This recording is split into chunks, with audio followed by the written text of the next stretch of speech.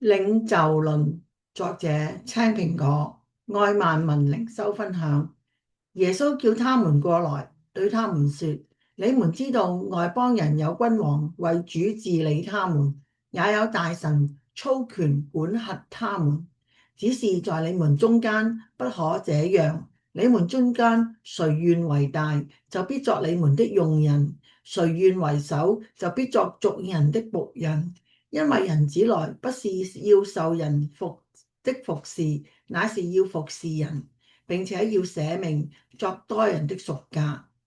呢個就喺耶穌基督喺聖經裏邊對僕人式領導嘅解釋啦，亦都係神話語嘅啟示。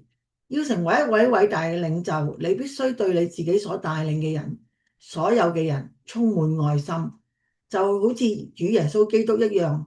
佢無條件咁樣愛我哋，甚至當我哋係罪人嘅時候，就敢為我哋捨命。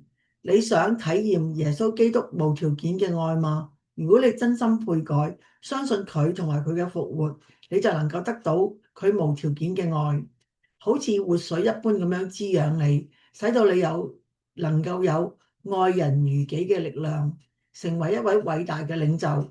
研讀一下聖經啦，你就能夠了解一個好領袖同埋一個壞領袖之間嘅區別啦。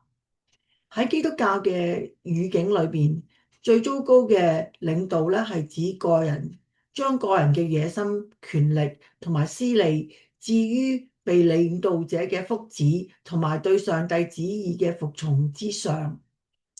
基督教領袖嘅根本特徵就係僕人式嘅謙卑同埋奉獻。呢個與世俗嘅權力與私利模式截然不同。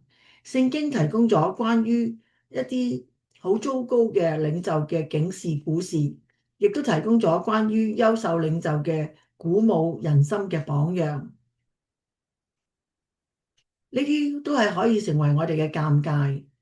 最親愛嘅天上阿爸父，感謝讚美你，因為主耶穌基督教導我哋如何成為一個領袖，一個懂得愛跟隨者嘅領袖，懂得關懷，懂得犧牲，懂得服侍，以服侍為宗旨嘅領袖。有愛先可以將團隊團結起上嚟，去做更大嘅事情，有更高嘅效率。